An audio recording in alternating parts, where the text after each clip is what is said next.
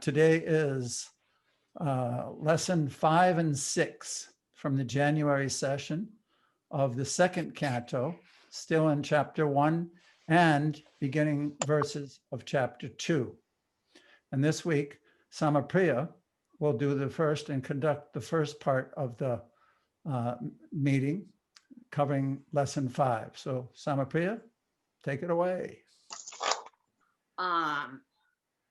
This study of the Virat Rupa shows how to see the entire material creation of the Lord and see it in terms of devotional service rather than seeing it in terms of our own senses, which is what brought us to the material world in the first place. So can we put up the screen, Patti, that you were going to put the words up? There we go. So can we have some raised hands if they want to read? Because this has to be an interactive conversation. These verses are so deep and so profound and so inclusive that my realizations and the things that I would like to speak about might be different than the things that you would like to speak about.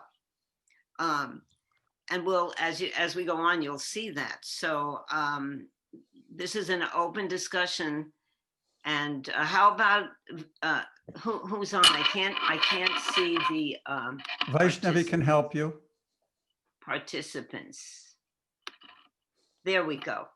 How about we start now with the Kadasi Vrat? Would you like to read? Oh, and then Vinod's there. Okay, good. Hands are up. Unmute yourself.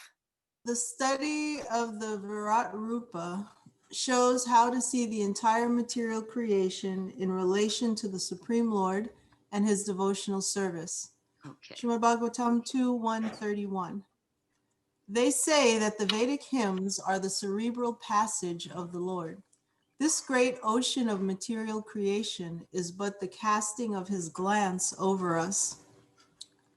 They say that the Vedic hymns are the cerebral passage of the Lord. So let me interrupt. I'm gonna, if you don't mind, interrupt a little bit as we go on. As I said, I didn't put the whole verses on this time because we're trying to also see how we can save time and get to some of the points that we'd like to discuss. So that's why you don't see the whole verse there.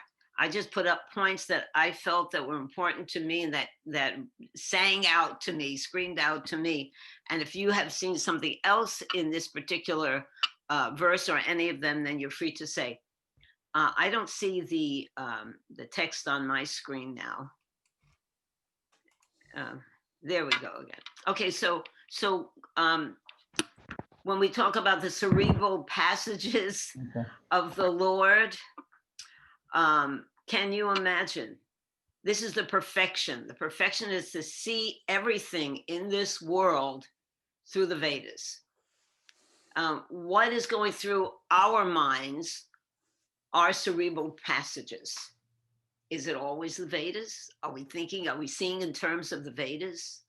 Are we seeing the material world in terms of the Vedas? So this is how Krishna is seeing, and this whole Virat Rupa, I think you've become aware that the way we're trying to see it is that Krishna is a person. And throughout this whole study of the second canto, we will get closer and closer and closer to understanding how Krishna is a person. So go on, Ekadasi. When the Lord thinks or contemplates, it is the Vedas. One of the qualities of Krishna listed in the Nectar of Devotion is that he sees and speaks on the authority of the Vedas. This great ocean of material creation is but the casting of his glance over us. Purport. The intelligent person who can grasp these truths about the Lord becomes a soul fully surrendered unto him. So what does that mean? Casting of his glance. Is this sound okay for everyone, or is it too loud? It's okay. Okay, there you go.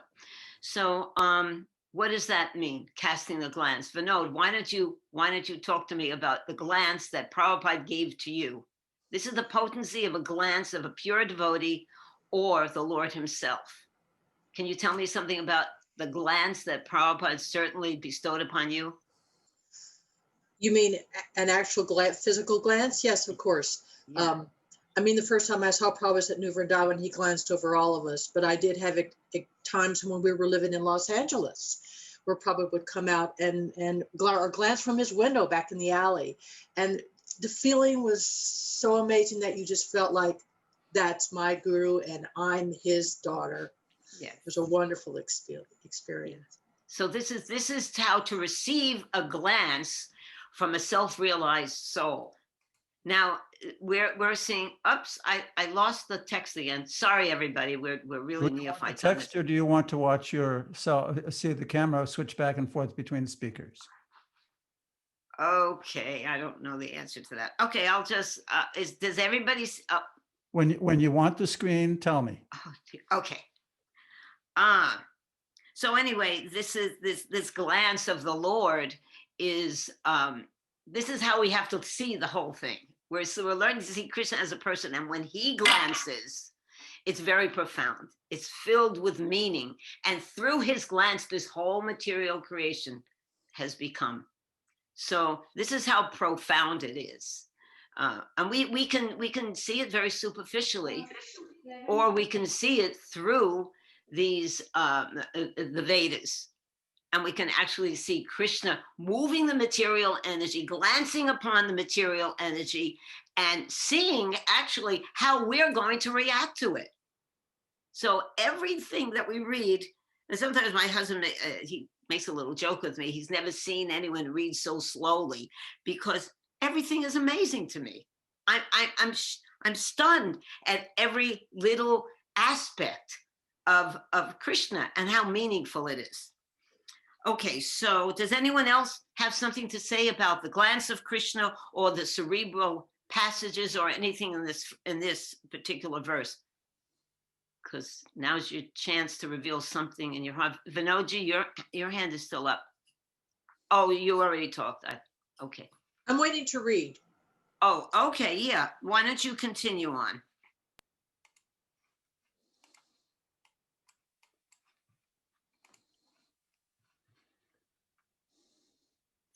$32. Oh, okay. Go on. I can't hear you. I can't hear you. Unmute. Modesty is the upper portion of his lips. Hankering is his chin, and religion is the breast of the Lord, and irreligion is his back. Purport. The Supreme Lord is not impersonal, as conceived by less intelligent thinkers. Rather, he is a supreme person, as confirmed in all authentic Vedic literatures, but his personality is different from what we can conceive. All qualities are found in the Lord. Another quality of Krishna listed in the Nectar Devotion is shyness. Okay, so we see a picture of Krishna holding up Govardhan Hill there.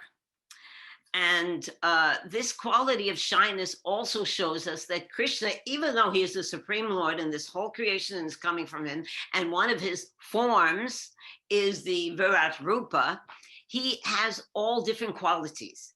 This picture of Krishna lifting up Govardhan Hill, one time he was lifting up the hill, and we see it's not that much endeavor. He lifted up with his little left pinky, which is so insignificant. In India, the left pinky means I'm going to take care of my bodily needs. That's what it means. It's so he chose to lift it up with his left hand. And as he's lifting up and everybody is being peaceful, but it's a kind of an unusual situation. The cowherd men are watching someone to help him. And all of a sudden, the hill shakes. And everybody got nervous. They tried to help him, and then Krishna started to be bashful because he's looking around and he sees Balaram is laughing. Why is Balaram laughing? This is the nectar of instruction, this little nectar of devotion.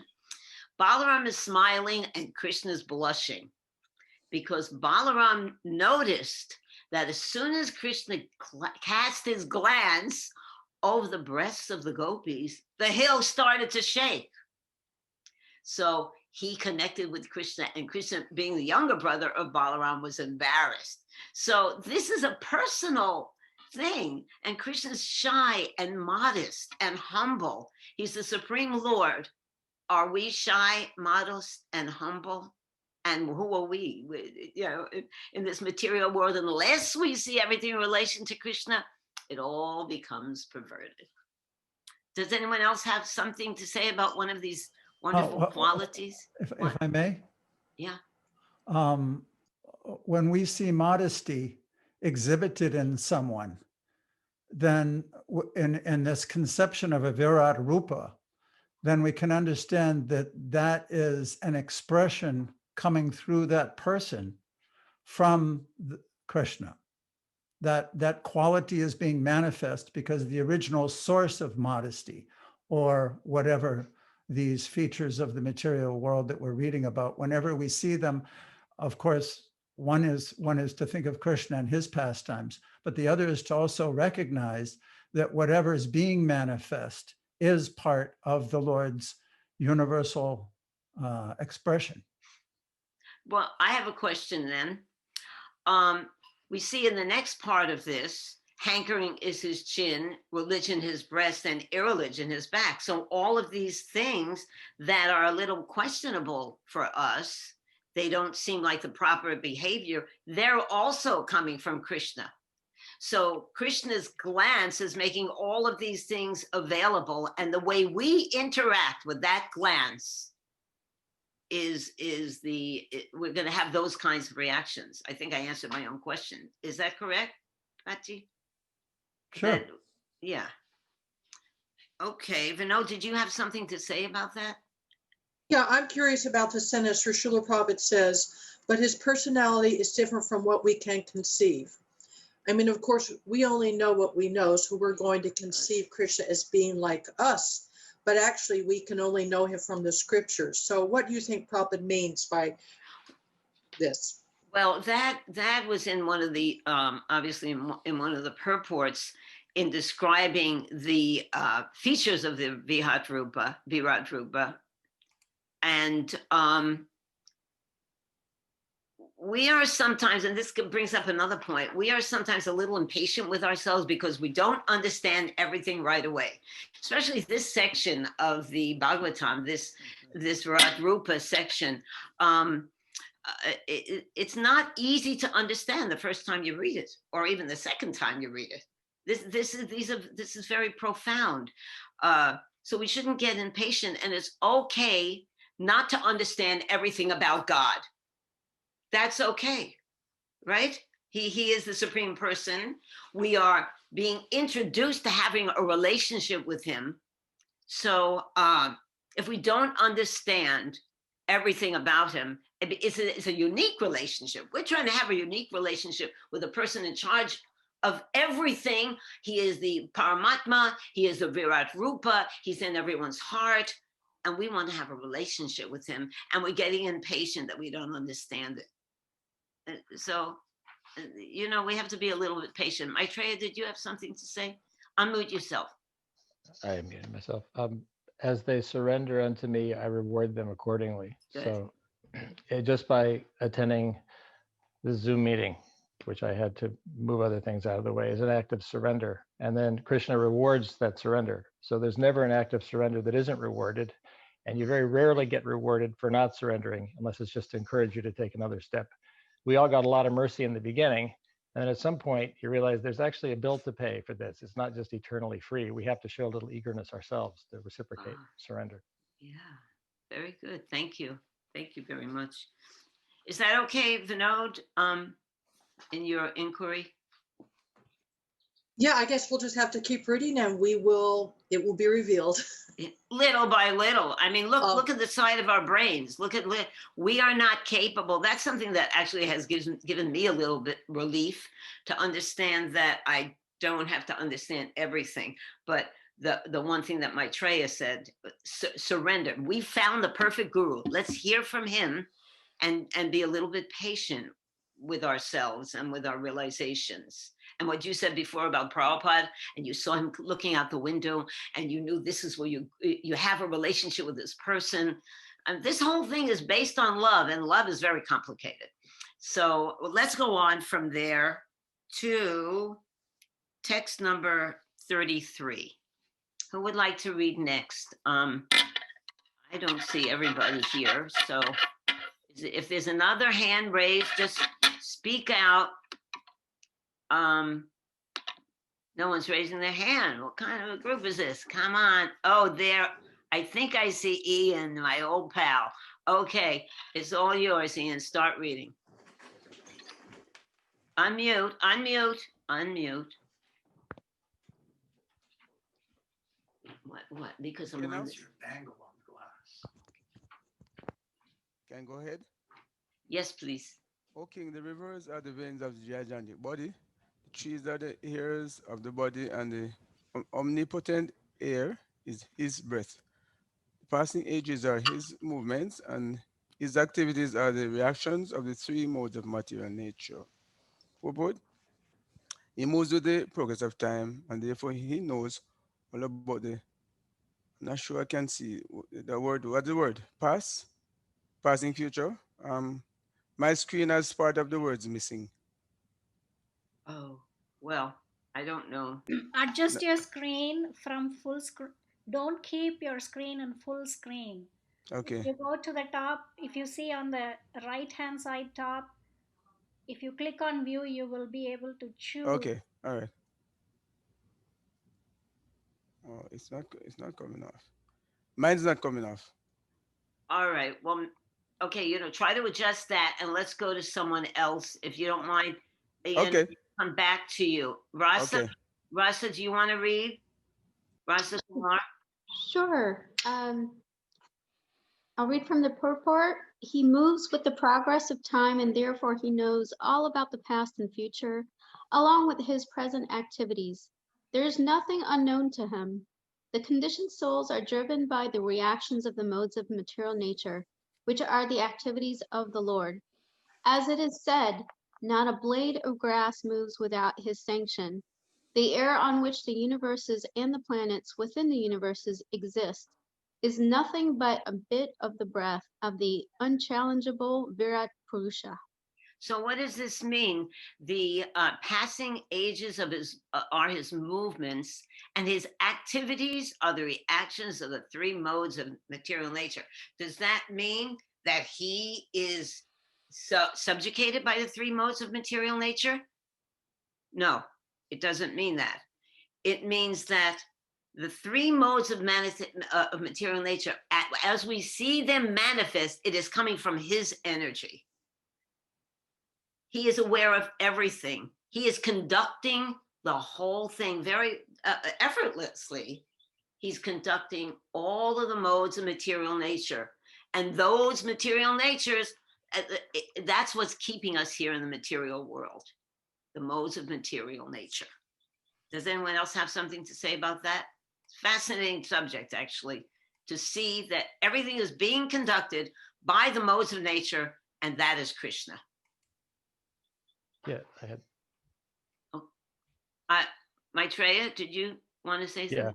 Yeah, I was the idea, the majesty of the eons of time and the movement indicate his movements, his long range. I mean, we're eternal just like Krishna is something we sometimes forget because of our conditioning. We're as old as anything we see in this world. And when Krishna says when everything wraps up, only he remains, we're still there because we're part of Krishna. So this idea of his movements being like these gigantic spans of time adds a majesty and a grandeur to it that we actually participate in. It's something we can appreciate in a very deep level. Wonderful. Thank you. This is the thing about reading Prabhupada's books. This is how absorbed we can get into it.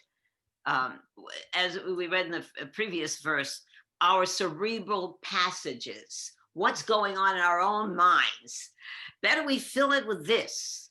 At the end of the day, if you've absorbed yourself as much as possible in Krishna, chanting, reading Prabhupada's books, hearing devotional service, Of course, this is devotional service, but at the end of the day, that's your offering to Krishna. And that's how much your relationship with him is going to develop. So thank you. And did you get your, pardon? Tisha can read next. Oh, but I have a question though. As I'm still kind of new and, trying to process what this verse actually means to me, is that Krishna is running the whole show, so to speak. But when I think about the every action has a reaction, do you know what I mean? So if I eat a big cake, my stomach is gonna hurt. So that's kind of like a rule or something of the universe. Is that Krishna? Like if I murder someone tomorrow, my action will have a reaction. It's kind of always in my mind been just the way, the flow of the universe. And so if we say that Krishna is completely not a blade of grass, moves without his sanction, is it possible then that I will not suffer the reaction of my action? Because if I surrender to Krishna, does that change what I perceive as like the karma of my actions? Does that make sense? Yeah, I understand. Maitreya quoted that wonderful verse in the Bhagavad Gita, Yeyatam Mam Prapadyante, as they surrender to me. So this implies free will. We do have free will. We have a choice, and every choice has a reaction. Everything that we do has a reaction. We are very insignificant, you're right. We don't have much. It seems like we don't have much of a choice, but we do have a choice to surrender to Krishna.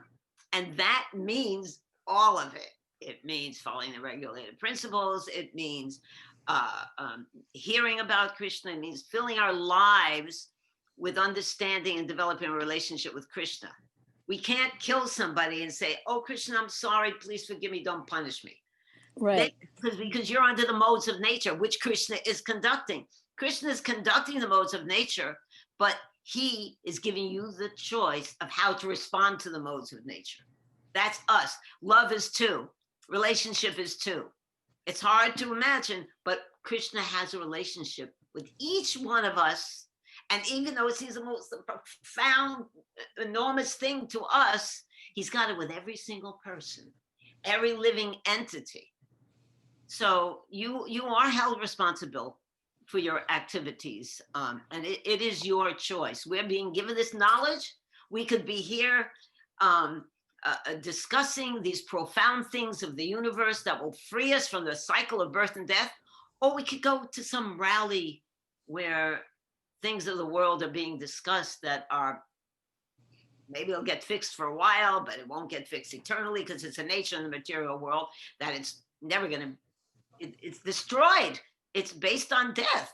So we have our choice, and we're taking this choice by discussing the Bhagavatam, by being with each other and trying to churn these topics. So yeah. Tisha, I would say that definitely you always have that free will. Can I input here? It's one of the first main topics of Bhagavad Gita, is that Arjuna is being told by Krishna to kill. So the question arises, is that sinful? And Krishna is telling him that you won't be affected by sin because you're following my instructions. It's my will. This is going to be done. Whether you do it or not is your choice, but this will be done. Thy will be done. Sukha dukkha same kritva labha labho jaya jayo. Tato yujasva naivam papam avapyasi. Naivam papam means no sin will be attached. So your original question was, if I do something, automatically we see in this world that there is a reaction. For every action, there's an opposite and equal reaction. But the controller of those is always Krishna. And he says, Sarvadaman Prityaja Mame Kam Saranam Vraja Aham Tvam Sarva Papebhyo mokshaya shamima suchaha, that he'll cleanse whatever iniquities there are if we follow him. I think we have to move on, Sama, just to let you know, we're on the third panel and it's been half an hour. Okay, we're trying to be efficient here. Okay, someone else now read the next verse, the next section here. Tisha can read because she has her mic open anyway. Tisha? Okay. Okay, good. I don't see the Oh, screen. to coming, read. sorry, my fault. That's okay. Thank you for your answers. O king, the rivers are the veins of the We already did that one. We already did the next one. No. Is it? Yes. Sorry. The supreme cause of material creation is his intelligence. His mind is the moon, the reservoir of all changes. The principle of matter, the Mahat Tattva, is the consciousness of the omnipresent Lord, as asserted by the experts, and Rudra Deva is his ego. Varieties of birds are indications of his masterful artistic sense. Manu, the father of mankind, is the emblem of his standard intelligence, and humanity is his residence. The celestial species of human beings, like the Gandharvas, Vidyadharas, Charanas, and angels, all represent his musical rhythm. Okay, so let's stop there for a moment. And these are all descriptions helping us to understand that Krishna is a person. The thing that struck me the most in this section is humanity is his residence. And why is that? Srila Prabhupada answers in the purport, human society is the residential quarters for the Lord. This means that the human being is meant for God realization and association with God. So the life is a chance for the conditioned soul to regain his eternal God consciousness and thus fulfill the mission of life. So this is the mission of life, to do exactly what we're doing. We are striving for the absolute mission of life. So that when I read something like that, it just gives me great enthusiasm. Yes, this is what I'm supposed to be doing. So we're going to go on to the next verse because we have a whole other description for the next section. So Bhadra Prabhu, can you read next? thank you. And then after Bhadra, how about Faye? Okay, go on, Bhadra. Unmute. Not happening. There Got you it? go. Now we hear you, yes. Text 37. The Virat Purusha's face is the Brahmanas, his arms are the Kshatriyas, his thighs are the Vaishyas, and Sudras are under the protection of his feet. All the worshipable demigods are also overtaken by him. It is the duty of everyone to perform sacrifices with feasible good to appease the Lord. Purport. Wait a second, just I want you to emphasize that, this last section, to perform sacrifices with feasible goods to appease the Lord. Go on. You read the purport? Yes. Okay. So I'm just reading from here, huh? Yes, please. I have to look at it in my book here.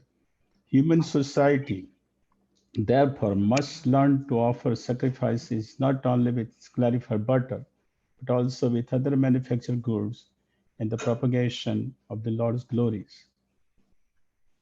And that will bring about perfection in human society.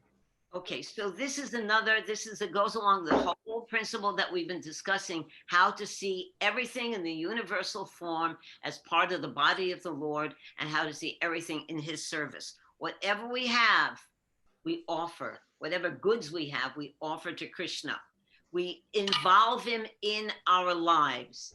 We involve him by giving everything to him, by making sacrifice, because human life is actually meant for sacrifice. This is all over the third chapter of the Bhagavad Gita. I'll just read a real quick one. 3:13. The devotees of the Lord are released from all kinds of sins because they eat food which is offered for sacrifice. Others who prepare food for personal sense gratification verily eat only sin. I mean, we go along our lives and we think that, oh, things are just going along. But actually, whatever we do is being marked. If we commit a sinful activity, we are going to suffer for it. If we engage ourselves in devotional service, we will benefit. And if we commit sins, regardless of that, unknowingly, we'll also be treated in such a manner where Krishna will bestow his mercy upon us. I thought that's a very important point, that sacrifice is the essence of life, really. It's the essence of our human life. Roger, you want to just finish? Yes. Thus, by the cooperation of all classes of human beings, the sacrifice recommended in this age, namely the sacrifice of congregation and chanting of the holy name of the Lord, may be executed for the common welfare of all people of the world.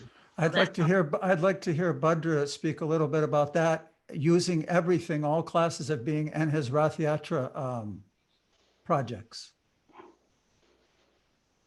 Well, I mean, Stop the screen share, folks.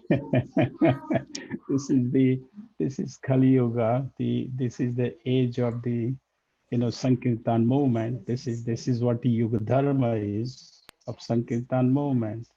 So by Srila Prabhupada's different project, one of the project is Rath Yatra, where we chant the holy name and people are hearing the holy name, and people are benefiting just by hearing the holy name. Doesn't matter. And also at the same time, they come for dance and they have prasadam and all these things. So For those that might not know, Bhadra, how many different Rath Yatras are there in Florida now? When you have it? Well, with including the parades, around 9 or 10, 8 or 9, something like that. So we see here, everything should be used in the service of the Lord in a mode of service, means that anything in the universe, this is what Rupa Goswami taught with Yukta Vairagya, anything can be used if properly employed, because the whole universe is the body of the Lord. And that our whole process is to learn how to do that. Okay, so thank you. Let's go on to the thank you, Bhadra, and thank you, Hati, also. Let's go on to the next verse. I called it right. Thank you. Who would like to read? Anyone have their hand up? You asked Faye to read. Faye, yes, please read, Faye. Starting with Srimad Bhagavatam 1 to 38, that little section. I have thus explained to you the gross Bhadra, mute yourself, please. Okay, good. I have thus explained to you the gross material, gigantic conception of the personality of Godhead. One who seriously desires liberation concentrates his mind on this form of the Lord, because there is nothing more than this in the material world. How do you like that last statement? There is nothing more than this. This is what we have to work with. So if we ignore it thinking, it's only the Virat Rupa, and I'm really interested in only the transcendental form of Shamasundar, this is the first step. Learning to see everything in relation to Krishna. This is a very important step. You can't get to step 2 unless you take step 1. This is very, very important. Thank you. Just read that purport. Purport. Each and every item of the material manifestation entails a part of the body of the gigantic form, and thus the flickering mind can be fixed in the Lord only and nothing else. This process of concentrating on the different bodily parts of the Lord will gradually diminish the demonic challenge of godlessness and bring about gradual development of devotional service to the Lord. Thank you. So that means that we learn to see everything in relation to Krishna. Everything around is part of him. We learn to see that, and then our natural propensity to serve will develop. So this is the last verse, and who would like to read? Ian, are you all fixed up there? Not yet. Vaishnavi, do you see some other people that haven't read yet? Gopa Patni, can she go? Oh, Gopa, yes. Unmute. Unmute. Okay, I'm working off of a phone now, so, Okay, you're coming through loud and clear. okay. One should concentrate his mind upon the Supreme Personality of Godhead, who alone distributes himself in so many manifestations. One must concentrate the mind on him, the only, all blissful, absolute truth. Otherwise, one will be misled and will cause his own degradation. So here it is again. If we don't see everything in relation to Krishna, which is described in the purport, this whole Virat Rupa is described as a Chinta Beta Beta Tattva. That means inconceivably the same as Krishna and separate from him. And if we don't learn to see everything in relation to him, because that's all there is, then we will be forced to enjoy the material world and continue in the cycle of birth and death. And just to confirm this whole thing, go to the next slide, please. The next. Pati, could you change it to the next Brahma Samhita? I don't know where he is. Pat. Okay, he's not here. But there is another I wanted to use as a basic principle of support for looking at the Virat Rupa in a personal way. These are some verses from the Brahma Samhita. I had 4 very wonderful verses. Pati, could you put on? Huh? Oh, it's too late. Oh, well, it's too late. We're going to go on to the next section. Thank you very much. But just if you want to, you can read some verses in the Brahma Samhita that will tell us how Lord Brahma feels about this universal form of the Lord. And that's very potent. Thank you. Let's go on to the next section, beginning the next chapter. Hare Krishna. Thank you very much. And thank you, everybody, for those who have written forum topics. I'll get into that in a minute because they're very enlightening and helpful, both for those that compose them and those that read them.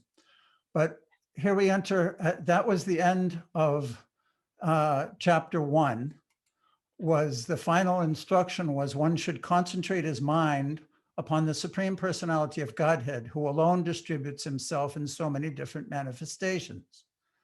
One must concentrate the mind on him, the only all blissful absolute truth. Otherwise, one will be misled and will cause his own degradation. So that's the end of chapter 1. Chapter 2, I want to connect with an umbrella topic, because this is actually what Sukadeva Goswami is explaining to Maharaj Pariksit. Death is nothing but sleeping for a few months in order to develop another term of bodily engagements, which we are awarded by the law of nature according to our aspiration. Therefore, one has only to change the aspiration during the course of this present body. And for this, there's a need of training in the current duration of human life. So his first presentation in this step forward to change one's aspirations is to see the world not as something to enjoy, but as a means to use the instruments and products provided for by the Lord in his service. That's the overall umbrella. And now we'll go into the chapter itself. I wanted to pick somebody down the line. Vaishnavi, can you help me by choosing different people that haven't read and asking them to read? Shyam Govinda Prabhu. Sri Sukadev Goswami said, formerly, prior to the manifestation of the cosmos, Lord Brahma, by meditating on the Virat Rupa, regained his lost consciousness by appeasing the Lord. Thus, he was able to rebuild the creation as it was before. Notes from the purport. Forgetfulness of the living being, beginning with Brahma down to the lowest insignificant ant, is a tendency which can be counteracted by meditation on the Virat Rupa of the Lord. This chance is available in the human form of life, and if a human being follows the instruction of Srimad Bhagavatam and begins to meditate upon the Virat Rupa, then revival of his pure consciousness and counteraction of the tendency to forget his eternal relationship with the Lord can follow simultaneously. And as soon as this forgetfulness is removed, the Vyaiva Saya Buddhi, as mentioned here and in the Bhagavad Gita 241, follows at once. Vyaiva Sayatmika Buddhir Ikeha Kuru Nandana Bahu Saka Yanantascha Buddhayo Vyavasayinam. Those who are on this path are resolute in purpose and their aim is one. O beloved child of the Kurus, the intelligence of those who are irresolute is many branched. Thank you. So the point being made here is that Brahma revived his lost consciousness by this meditation. And therefore, human life, this revival of the relationship between the living entity and the Lord is possible. And this verse from Bhagavad Gita actually wasn't in the purport. I added it because Prabhupada referred to it. Vyavasyatmaka buddhir ekeha kurunandana means that those who are on this path, their aim is one, they're resolute. In other words, they can be doing many different things, but their purpose is to use it in Krishna's service. Bahu shakyanantascha. Bahu means many. Shaka means branches. Bahu shaka. He anantas. Ananta means unlimited. So Buddhayo Vyavasayinam, the intelligence of those who are not on this path, is Bahu shaka hi anantascha. It's unlimited branches of ways that the mind and intelligence and aspirations go. And as we just learned from the beginning, the aspirations to enjoy the material world bind the living entity back to another body. So Sukadev is explaining this to Maharaj Parekh very systematically. And even in the first verse of the next chapter, he's concluding, but this conclusion of the Virat Rupa will end now, but he's using it as an example to show how actually this has already been done by others. So it's a worthy application for you to also meditate on this Virat Rupa. Now, one of the things that impressed me was that during this 2 weeks that we've been doing this, and the last 2 weeks we were studying the Virat Rupa, I saw that by meditating on it, by discussing it, by reading the different forums, various devotees actually got more understanding of what it is. Manvantara, can you please read? Here, let me share the screen and you can read what's up there.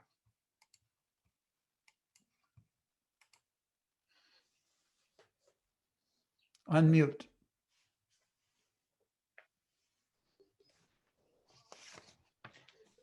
I am the source of all spiritual and material worlds. Everything emanates from me. You're muted again. Can you unmute her? Okay. The wise who know this perfectly. We couldn't hear you. Manvantar, go back to the beginning. Okay. I am the source of all spiritual and material worlds. Everything emanates from me. The wise who know this perfectly engage in my devotional service and worship me with all their hearts. The thoughts of my pure devotees dwell in me. Their lives are surrendered to me, and they derive great satisfaction and bliss in enlightening one another and conversing about me. To those who are constantly devoted and worship me with love, I give the understanding by which they can come to me. Out of compassion for them, I dwell in their hearts. destroy with the shining lamp of knowledge the darkness born of ignorance. Thank you. And of course, these verses are from Bhagavad Gita, and I put them in there to show how this system, like Maitreya brought up earlier, there's never a time when surrender and sacrifice is not rewarded. How is it rewarded is the question. Do we want more material benefits from our sacrifice?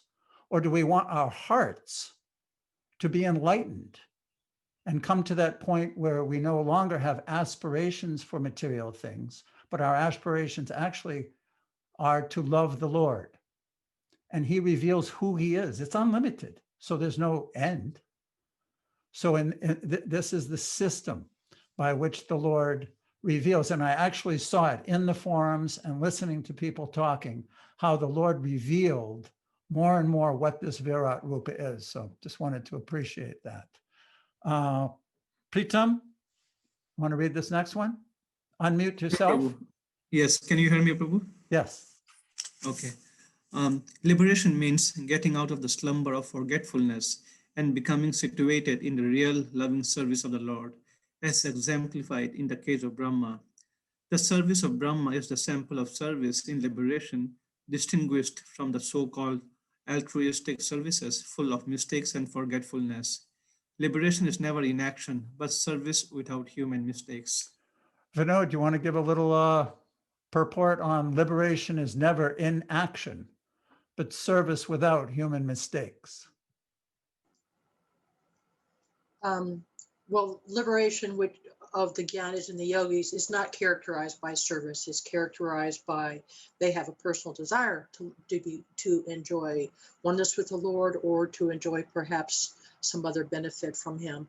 But what is significant about bhakti is that liberation means service, and it doesn't matter the destination. It means complete absorption 24 hours a day and unmotivated service to the Supreme Lord with love. So that's what Prabhupada brought, service. You go to so many temples in India and there's darshan, there's this and that, but you go to ISKCON, there's service. They will engage you in service. Thank you. Who we got? Madhurya Leela. Okay, Madhuri Leela. Oh, actually, I had a later one for Madhurya Leela. Vaishnavi, who did you want to read? Shobha, we have. Oh, yeah, Sulakshana. Hare Krishna. Hi. The way of presentation of the Vedic sound is so bewildering that it directs. Sorry, I cannot see it. The way of presentation of the Vedic sounds is so bewildering that it directs the intelligence of the people to meaningless things like the heavenly kingdoms. The conditioned souls who are in dreams of such heavenly illusory pleasures, but actually they do not relish any tangible happiness in such places. Notes from the purport. There are innumerable universes and also innumerable planets in each of them, but none of them is immune to the chief miseries of material existence, namely the pangs of birth, the pangs of death, the pangs of old age, and the pangs of disease. The Lord says that even the topmost planet known as Brahmalok or Satyalok, and what to speak of other planets like the heavenly planets, is not a happy land for residential purposes due to the presence of material pangs as above mentioned. Okay, can we stop there for a minute? The foundation of this concept is the first step to understand that there's no real tangible happiness, satisfaction of the soul in the material world. One of the points that I thought was interesting was that Sukadev Goswami in this statement says the way of presentation of the Vedic sounds is so bewildering that it directs the intelligence of the people to meaningless things like heavenly kingdoms. As I was contemplating, why would Sukadev bring up this point that the Vedas offer illusory allurements? And I realized that he learned, as he explained earlier, just when he was about to speak, that he learned this Srimad Bhagavatam from his father, Srila Vyasadeva. And if we go back to the first canto, we remember how Srila Vyasadeva was feeling unsatisfied, even though he had written all the Vedas, 18 Puranas, 108 Upanishads, Itihasas, the Mahabharata, the Vedanta Sutra. Somehow or another, there was still a lacking. So when he taught Sukadev, he also included that information. So Sukadev is explaining here to Maharaj Parikshit that those allurements will never bring satisfaction to the eternal soul. Somebody else can read that last section of this purport. Thank you, Salakshana. Vaishnavi, do we have somebody who can? Why don't you read it? Okay. So we are doing Indirectly, Srila Sukadeva affirms. Indirectly, Srila Shukadeva Goswami affirms that Maharaj Parikshit, in the last stage of life, should not desire to transfer himself to the so-called heavenly planets, but should prepare himself for going back home, back to Godhead. None of the material planets, nor the amenities available there for living conditions, is everlasting. Therefore, one must have a factual reluctance to enjoy such temporary happiness as they afford. This is part of that training. I don't know about all of you, but I have a spontaneous impulse to enjoy. And that generally manifests in some way of this material world, trying, even though so much practice and this deep understanding, but spontaneous devotional service, raga bhakti, the spontaneous impulse to serve Krishna under all circumstances requires the training of Vaidhi bhakti. It requires a training period. But so here we may have an intellectual understanding. Yes, okay, I should have a reluctance to enjoy temporary happiness. But we have to apply ourselves. And oftentimes that's a little discouraging or frustrating or bewildering. But the whole process is a continuous, viyavisyat ekeha kurunandana, means staying on the path, regardless of the slipping and falling. So that's how I kind of interpret that. If anybody else has anything, it would be nice, but. Yeah, I have a Okay. small question. Maybe you can take the screen down if you want to. The thing is, when we talk about, when you say you have spontaneous devotional service, attraction to that, and whereas I cannot say even 1% I have that. So there is also a shloka in Bhagavad Gita, Esham tu antagatam papam janam, one who's from the previous life, he has all these pious credits and antagatam papam, all the sinful activities are finished, then they get the Dhrida Vrata, then they are more resolute in purpose to do the devotional service. So maybe we should just wait for our next life, or 2-3 lives down the line. First of all, I want to clarify. I didn't say I have raga bhakti. I said raga bhakti is the stage of spontaneous devotional service. But my spontaneous impulse is to try to enjoy this material world in different ways, which is not the mature stage of raga bhakti. Therefore, by following Vaidhi bhakti, the rules and regulations, according to scripture, according to rules and regulations given by the guru, then we gradually come to that platform. I like the example of learning music. If a student goes to a teacher, then he has to learn the very basic fundamentals, learning the notes, and then practicing the scales. And by practicing the scales over and over and over again, gradually that becomes second nature. And then they can start to play tunes. And gradually, over time, the spontaneous ability to use the instrument that you're learning develops. So, not everybody becomes Beethoven. No, exactly. Some people have that from their previous life, Yes, agreed. But, and also we read, this is a good point, in Nectar of Devotion, the book starts off with descriptions of Vaidhi Bhakti in part 1, and then goes to Raganuga Bhakti in part 2, wave 2.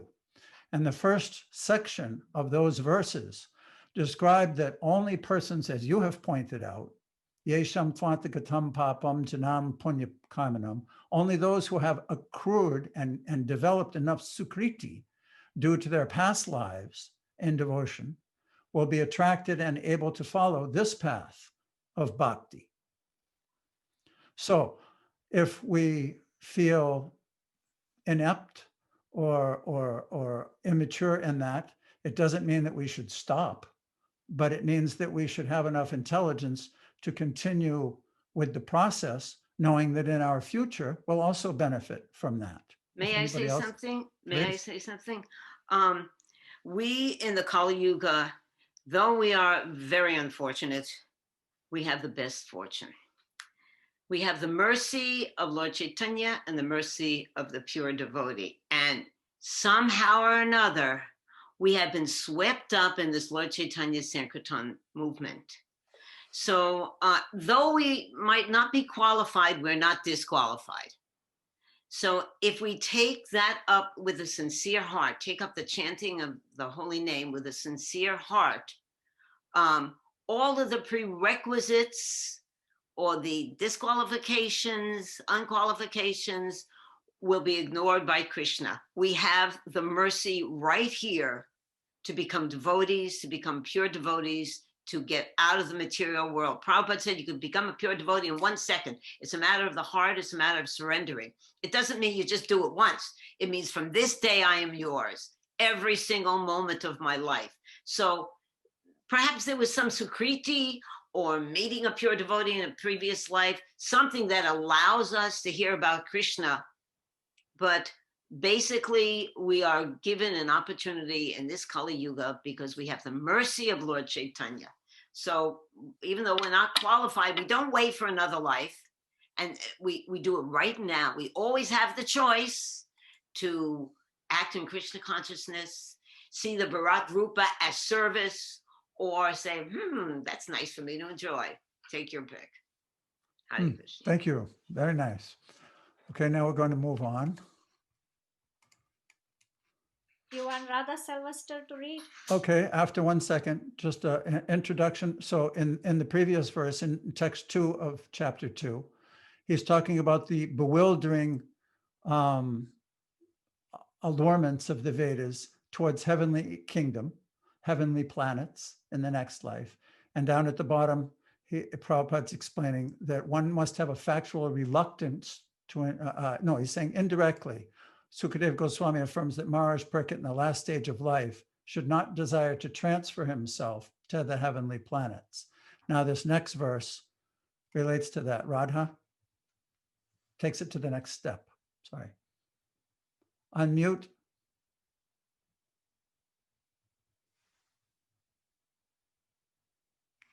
She's not ready, then maybe somebody else, Maitreya Das can read.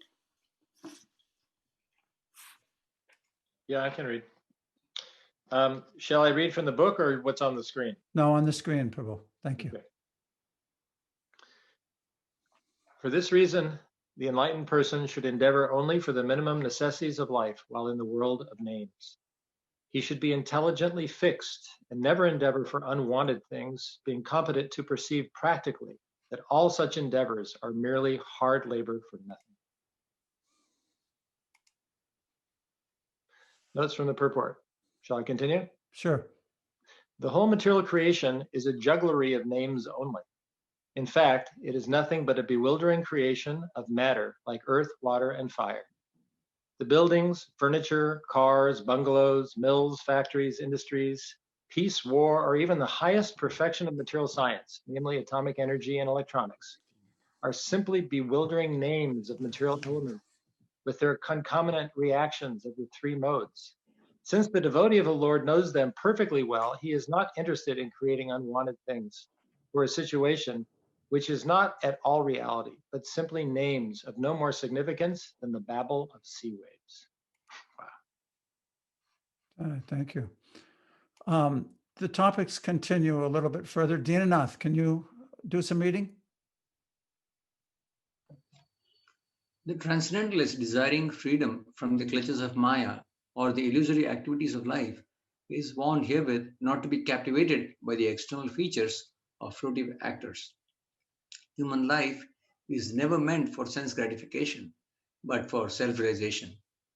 Srimad Bhagavatam instructs us solely on this subject from the very beginning to the end. Especially in Western countries, we're surrounded by a civilization, a culture, which teaches us from childhood that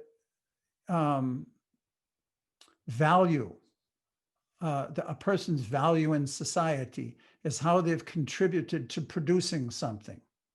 They're fruitive at every single step of their lives, even in their interrelationships of so-called love.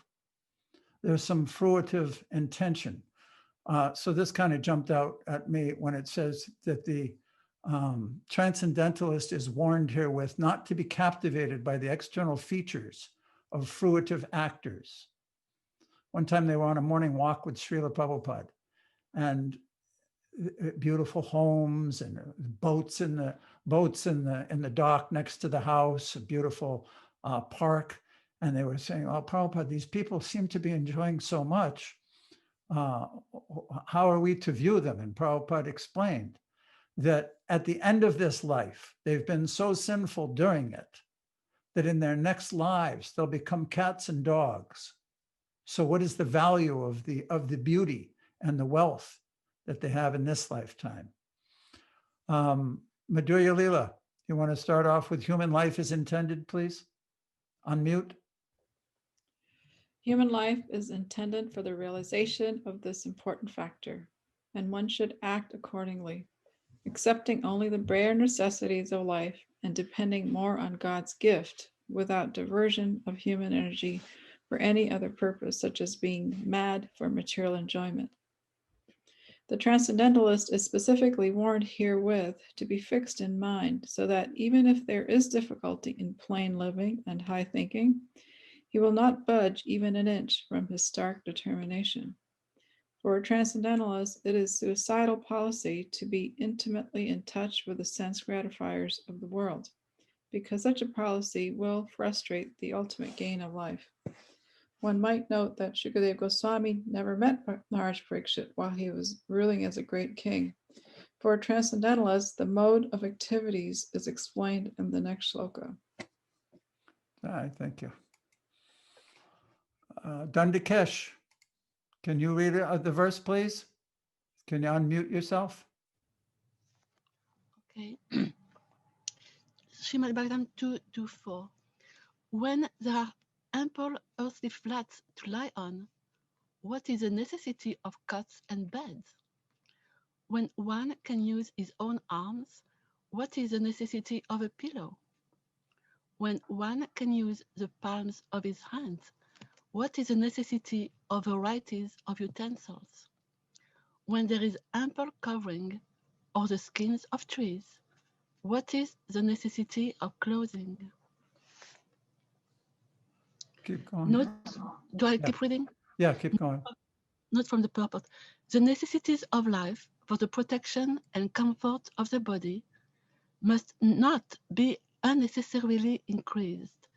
Human energy is spoiled in a vain search after such illusory happiness. Thank you. He's being rather extreme in some of his examples, but as Nanda brought out last week, there are details and there are principles.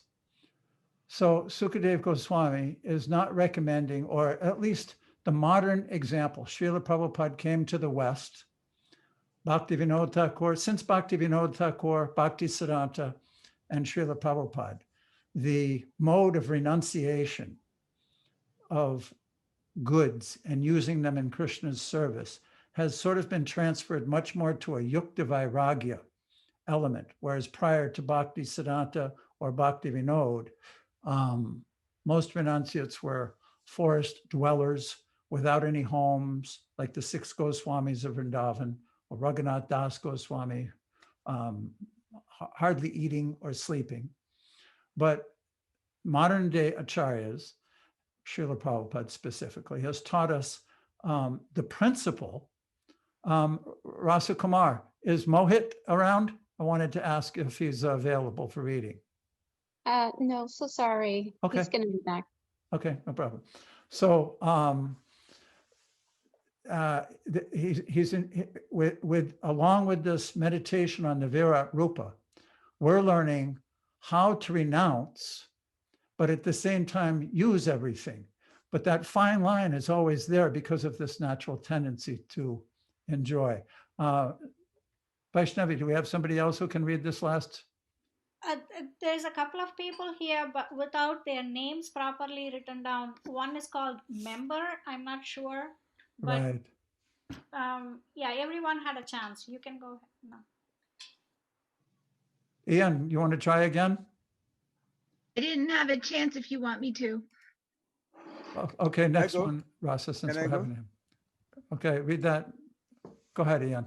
And from an intelligent human cannot, that's part? Yes. Yes, an intelligent human cannot live the life of an animal. Rather, man should try to utilize his intelligence in arts and science, poetry and philosophy. In such a way, he can further the progressive march of human civilization. Well, here the idea given by, where am I now? Okay, by Srila Shukadev Goswami is that the reserve energy of human life, which is far superior to that of animals, should simply be used for self-realization. Advancement of human civilization must be towards the goal of establishing our lost relationship with God, which is not possible in any form of life other than human. Thank you. All right. Text 4 and text 5 pretty much go along together in the basic idea of everything. Go ahead, Rasa. Rasa or Radha? Oh, Rasa, did Radha say she wanted to read? Yes. Okay. Radha. Go ahead, Radha. Okay. Are there no torn clothes lying on the common road? Do the trees which exist for maintaining others no longer give alms in charity? Do the rivers being dried up no longer supply water to the thirsty? Are the caves of the mountains now closed? Or above all, does the Almighty Lord not protect the fully surrendered souls? Why then do the learned sages go to flatter those who are intoxicated by hard-earned wealth? Go ahead. Keep going. Notes from the purport. The renounced order of life is never meant for begging or living at the cost of others as a parasite. According to the dictionary, a parasite is a sycophant who lives at the cost of society without making any contribution to that society. The renounced order is meant for contributing something substantial to society and not depending on the earnings of the householders.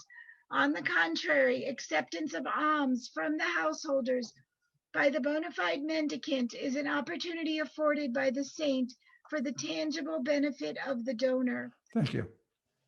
Madhurya Leela, you wrote a nice forum on this topic. Could you read that last paragraph and speak a little bit on it? The sannyasi should always live alone, without company, and he must be fearless. He should never be afraid of living alone, although he's never alone. The Lord is residing in everyone's heart, and unless one is purified by the prescribed process, one will feel he is alone. But a man in the renounced order of life must be purified by the process. Thus he will feel the presence of the Lord everywhere and will have nothing to fear, such as being without any company.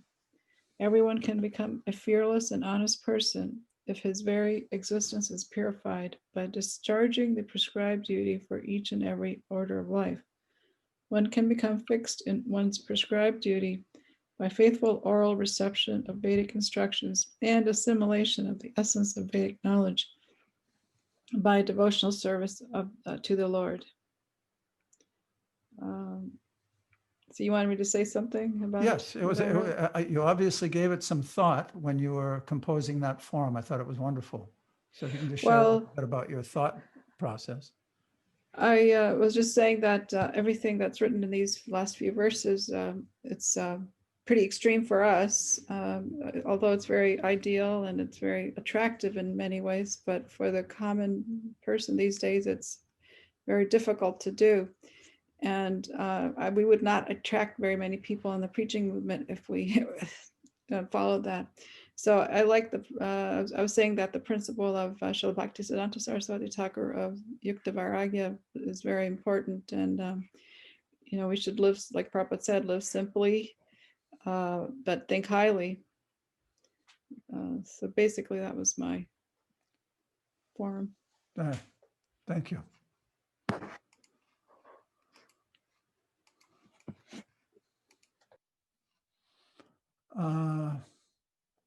Pritam Day, do you know this story? This is the Chaitanya Charitamrita idea. Do you know the story? Why don't you read the Bengali and this verse, and then explain a little bit about what's going on here? CC Antya 6.220 Mahaprabhur Bhaktagoner Vairagya Pradhan Jaha Deki Priti Hon Gaurav Bhagavan.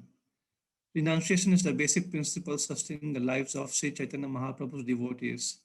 Seeing this renunciation, Sri Chaitanya Mahaprabhu, the Supreme Personality of Godhead, is extremely satisfied. I think this is one of the 6 Goswamis, right? He was in Sri Jagannath Puri and he was collecting the leftovers from the sewage or something and sustaining on those.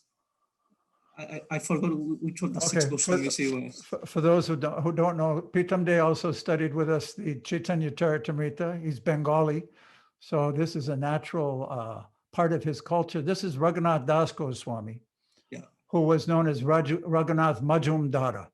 In his previous life, he was the son of Govardhan Majumdara and his uncle Hiranya. And both of them were huge zamindars, landowners in that day, 500 years ago, extremely wealthy, like even beyond Alfred Ford. He was a super wealthy person. And he gave up everything, that beautiful wife, the rich home. He went to Jagannath Puri to be with Chaitanya Mahaprabhu after receiving the mercy of Nityananda Prabhu at Panihati festival, offered chipped rice to all the devotees. And then when he arrived in Jagannath Puri, he was given he was to take shelter of Swarup Damodar, Lord Chaitanya's personal intimate associate, and served him very rigidly, and gradually became more and more renounced. This multimillionaire used to go to the side of the Jagannath temple in Jagannath Puri. There's so much prasadam cooked on a daily basis that they take pots that the prasadam is cooked in and throw it out on the wall of the temple so that the cows and dogs and different things come to eat it. Big pile of putrefied food, basically outside the temple, still there today. Raghunath Das Goswami used to go there. He would collect rice from that pile, wash it, and then eat that as his prasadam. And when Chaitanya Mahaprabhu heard about this, he went to Raghunath and he grabbed some of the old putrefied rice that had been washed and he said, "Oh, what nectar Raghunath is eating." And Swarup Damodar even held his hand and said, "No, that's enough for you." Very similar to Rukmini with Sridhar, with Sudam and the chipped rice. But here, this point, the reason I put it in is that the ultimate reason for renunciation is to please the Lord, to cultivate that reluctance for enjoying the material world. It's to please Krishna. So renunciation is the basic principle sustaining the lives of Sri Chaitanya Mahaprabhu's devotees. Seeing such renunciation, Sri Chaitanya Mahaprabhu, the personality of Godhead, is extremely satisfied. And the last verses, Who wants to finish up? Dhira wants to go. Dhira, are you there? Or I don't. Karna hasn't gone. Karna. Good. Thank you. Karna, unmute. I don't think she's here. Not here anymore. Vaishnavi, you read. Okay. Thus being fixed, one must render service unto the super soul situated in one's own heart by his omnipotency, because he is the almighty personality of Godhead, eternal and unlimited. He is the ultimate goal of life, and by worshipping him, one can end the cause of the conditioned state of existence. Just read the whole page. It's okay. Who else but the gross materialist will neglect such transcendental thought and take to the non-permanent names only, seeing the mass of people fallen in the river of suffering as the consequence of accruing the results of their own work? Notes from the purports. Every one of us is searching after real happiness in life, namely eternal life, eternal or unlimited knowledge, and unending blissful life. But foolish people who have no knowledge of the substance search after the reality of life in the illusion. If we at all want to end the cause of our conditioned life, we must take to the worship of Lord Krishna, who is present in everyone's heart by his natural affection for all living beings, who are actually the parts and parcels of the Lord. Okay, thank you. So note how Sukadev Goswami is now transitioning to Super Soul, the Lord in the heart, as this second chapter. So here he's saying, thus being fixed, in other words, thus being fixed by meditation on the Virat Rupa, one must render service to the Super Soul situated in one's heart by his omnipotency. And he's taking the whole concept to a deeper level, a deeper understanding, and more personal reciprocation between the Lord and the living entity. So this is just a brief introduction to the next chapter. Could I say something? Sure, please. This last section here, who is present in everyone's heart. Oops, I lost it. Okay, I'll put it back. Sorry. Okay. I think it's so beautiful. Who is present in everyone's heart by his natural affection for all living beings. That's why Krishna is present in my heart, in your heart, in the mosquito's heart. His natural affection for all human beings who are actually his parts and parcels. I think that's very beautiful and gives us great hope into our loving relationship with Krishna. Any other comments or questions? I have a question. Well, one comment is that if you could at the end tell us where we can find this recording. And secondly, is it incorrect to think that or understand that the Virat Rupa is meant for those people who are gross materialists, who have no, they're kind of atheists, and they can see Virat Rupa as a way to see Krishna in nature. And through that, gradually, they come to the platform of devotional service through mercy and, pious activity. So if somebody is already attracted to the conception of worshiping God, like there are in, the Roman Catholics, the other religions, then why do they have to go through this process of meditating on the Virat Rupa first and then? Wonderful point. Thank you you want to do that, Sama?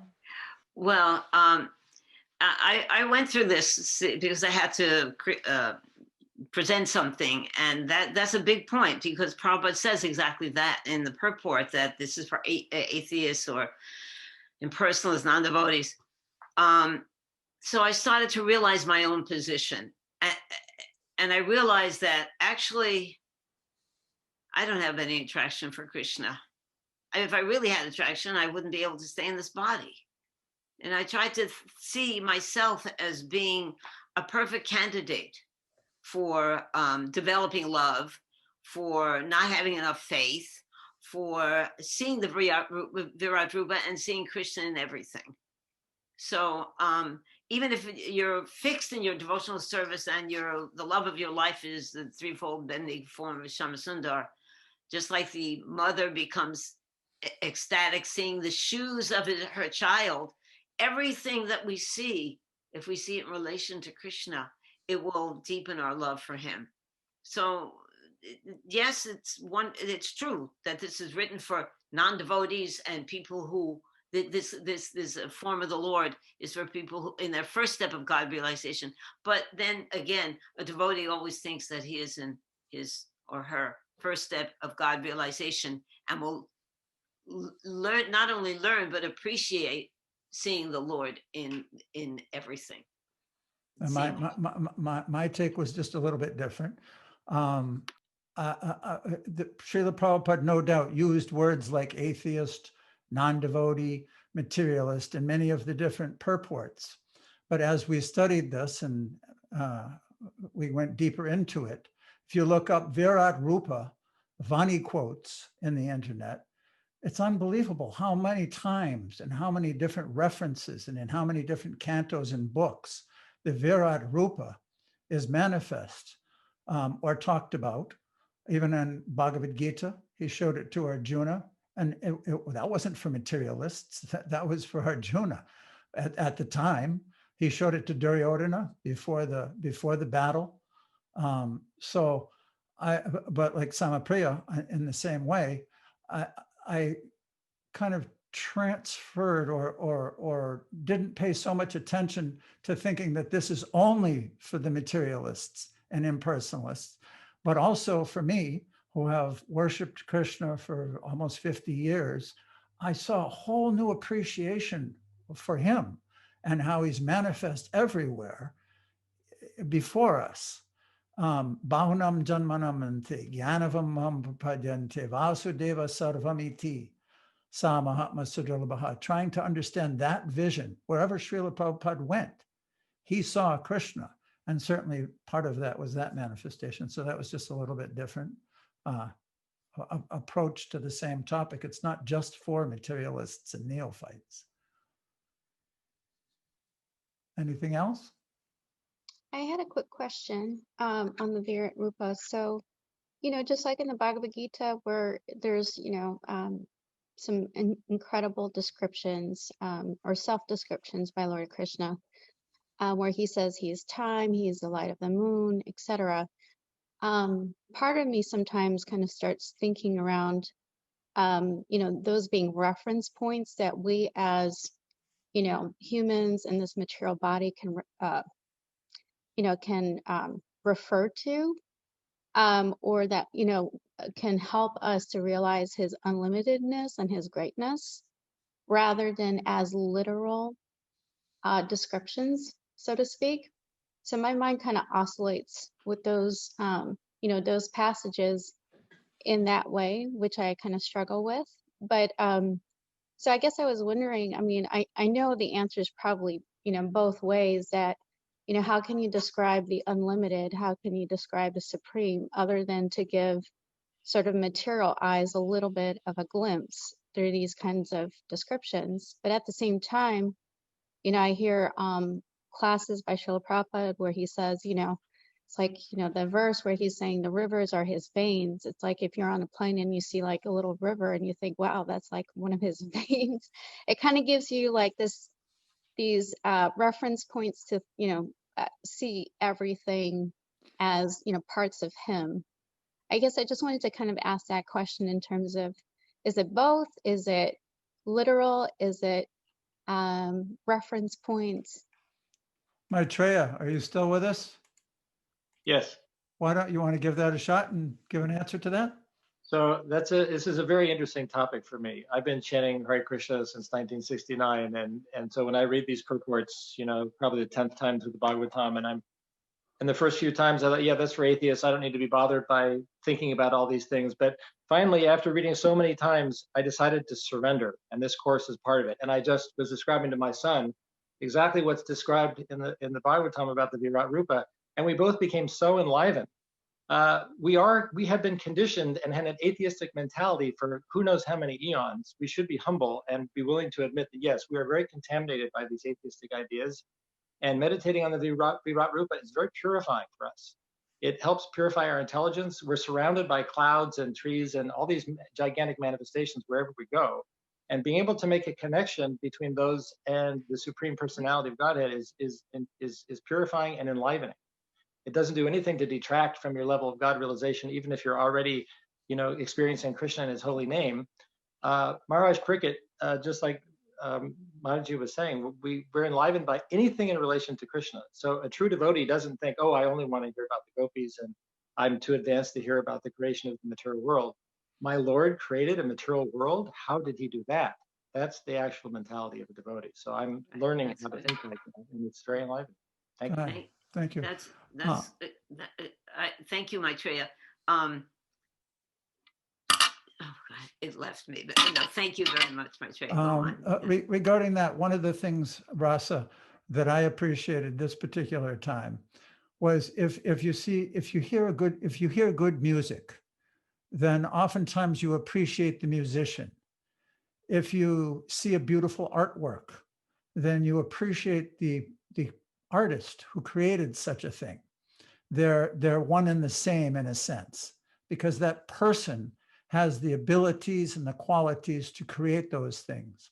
So when we see beautiful birds, this was described in the Virat Rupa, it said the beautiful birds of the world are His artistic expression. What a far out method to connect the beauty of a bird. Here around Alachua, we have a lot of red cardinals this time of year against the green pines, and that contrast and the blue sky, and just putting that all together as a beautiful artistic expression manifested by the person of Krishna. So they're one and the same. Same thing, it said that the Gandharvas and the Kanaras and the Vidyadharas and are His musical expression. These people have music abilities far beyond whatever we've heard. But that musical expression that His flute playing creates such a sound vibration, it attracts everyone who hears it. So He's a person as well as the expression of His manifestation relating to that. Can I just add one? I remembered what I forgot. The sun, Prabhupada talks about this, how the sun, without the sun, we cannot see.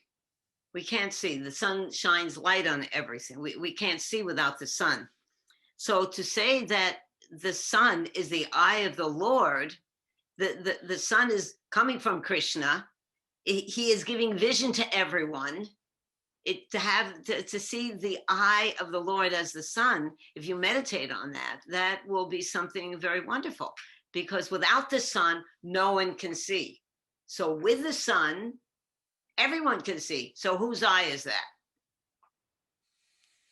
It just makes sense that would be God's eye. So that's another way. Rasa, does that make sense to you? Unmute, darling. Rasa, unmute so I can hear your reaction. You're not unmuted. I think a lot of people have. There you are. Okay, I was just going to thank you both for, or all three of you, for those explanations. Definitely very helpful. And like you said, I think every single one of these descriptions is a meditation in itself, and brings new perspective to how we view the material world through our material bodies. So very helpful. Thank you. Thank you all. Okay. I think we'll stop here.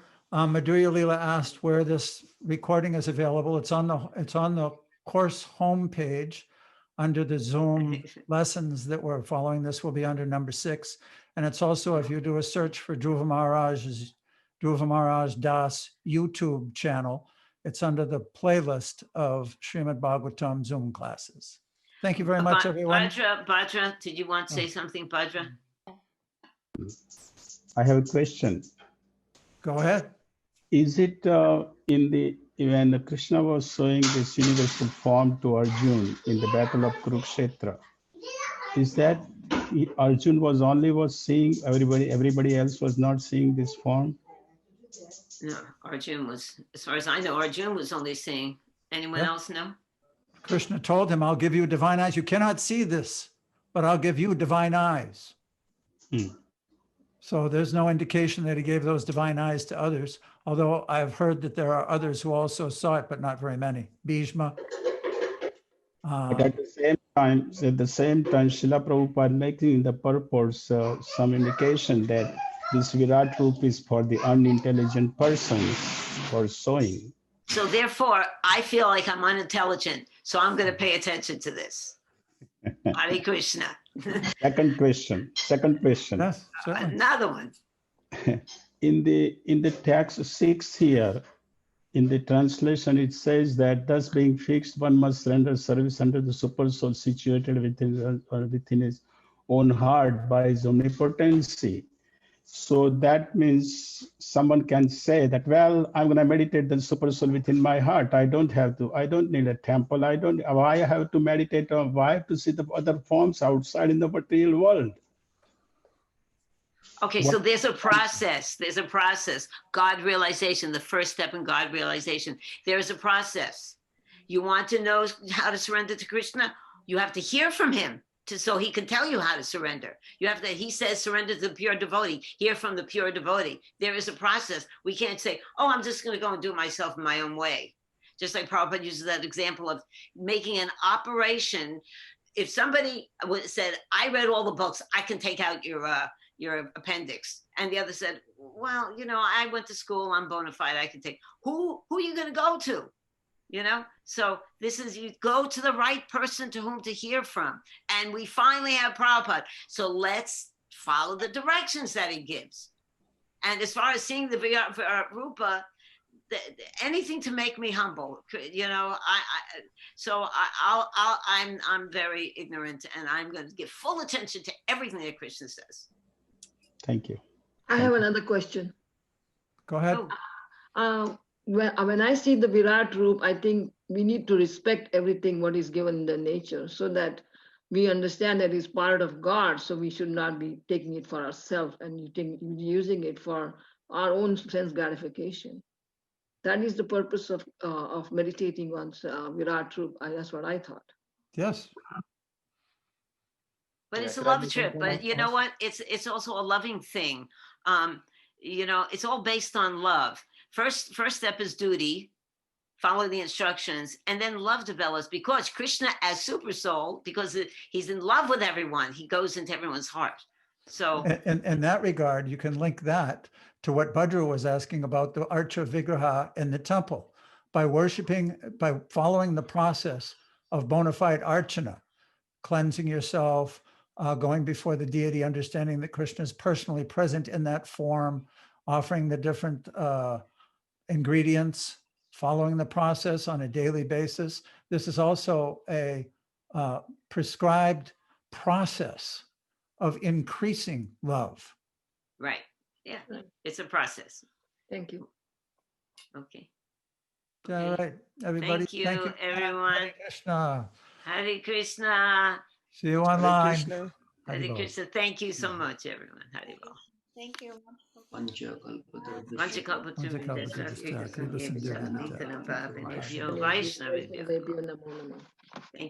Hare Krishna. Hare Krishna.